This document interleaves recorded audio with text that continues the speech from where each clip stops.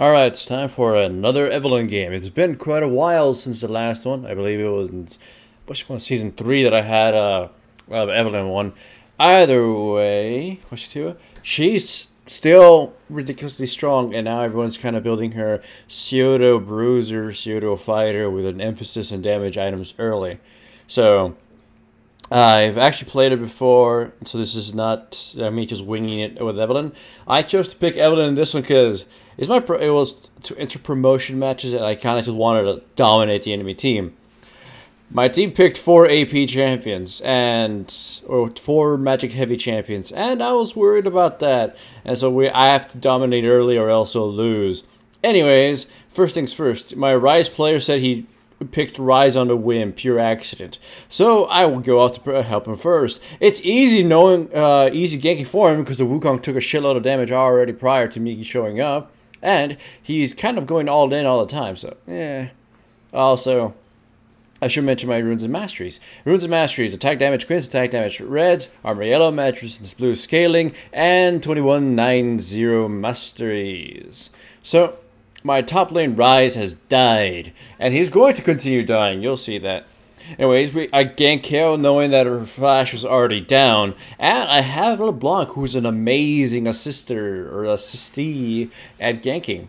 Also, there's a second death in Rise. Hooray for Rise! I gotta go help him again. But yeah, well, the thing about Evelynn is she is not quote unquote the best ganker in the game, but her stealth allows her to set up plays in order to make awesome ganks happen. Like, by herself, she's got no crowd control, she's fragile as shit. She will die if she fights somebody one-on-one. Like here, if I fought Pantheon 1v1, he would wreck my shit, as you can see. I know I will do a lot of damage too, but in a prolonged fight, he'd probably kill me. Or in a gank against some, big-ass fat tank, I'd probably be killed. The thing about Evelynn, though, is that she sets up the plays. You get behind him, you sandwich them in, and then collapse on the character and kill him. Or you get your teammate to engage on the enemy team. The enemy, and the enemy decides to all in or try to trade or something. And the second they do that, you jump in and killed him. That's how Evelynn is, and that's what makes her a strong playmaker. She's not Evelynn the Widowmaker, she's Evelynn the Playmaker. Anyways, once again, top lane. Wukong has no wards, no pink or anything, and he decides to go all in on the Rise. This just means I get to dice him in, to pieces. I drop a ward in the bush, he shows up there, and Rise gets to kill him before Wukong gets the chance to kill Rise instead. So hooray for that ward drop. I've mentioned it in a video before that's probably one of the more important things you should do as a jungler. That's why oftentimes when I go back, I always buy one ward at least. Either just, of course, to protect my teammates or to set up plays to make sure my opponents don't escape. Anyway, I wasted my flash, but it doesn't matter. Pantheon jumps right in, trying to protect his KO teammate, trying to gank LeBlanc from behind, and ends up being in a really, really bad place. So you can see this game is kind of domination so far, and it is kind of just outplaying my opponents. I'm dominating mid and top lane, and giving them the game. LeBlanc is snowballing out of control now, and like this Wukong, he really isn't playing careful, especially considering I've already come twice. I come a third time, started dicing him to pieces, and I fucked that up. I should have just kind of, waited off where I can cut him off, but either way, Rise teleports in, picks up the Wukong, I fight out the Pantheon, and Pantheon dies yet again. The Pantheon's early game dominance has been stifled, and now he's going to be in for some shit. Even if he gets a gank or two off, it may not be enough to help him recover from the massive amounts of punishment he's received thus far. All my lanes are winning. Their jungler is pretty much decommissioned at this point. He has some kills, but they're not really worth much because the Rise is just kind of feeding. He comes down to try to gank, cherry pick these low health guys, and I have a cutlass. I slow him and just kill him. It's kind of getting out of hand for him now.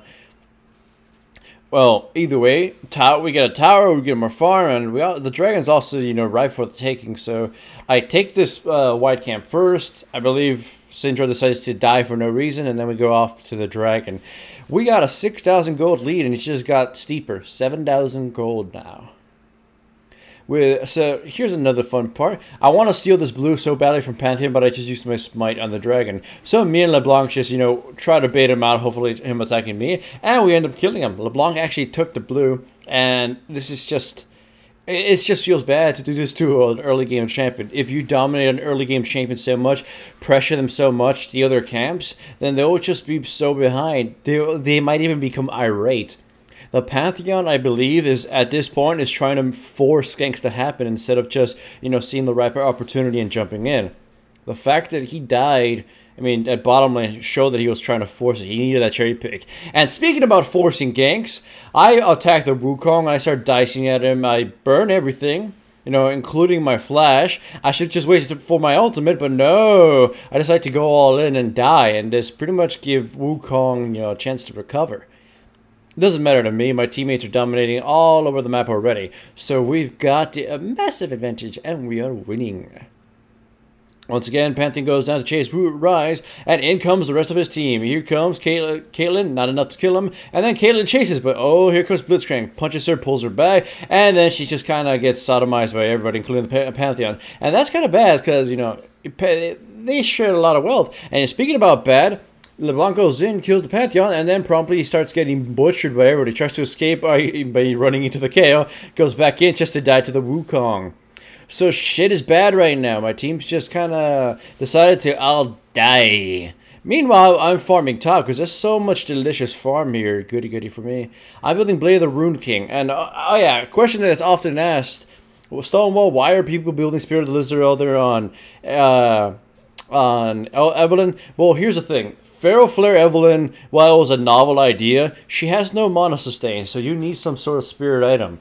And while Spirit of the Spectral Wraith would technically work, and it does, your E is really fucking good, especially with that massive attack steroid. So the E takes advantage of the Spirit of the Lizard Elder by a shitload.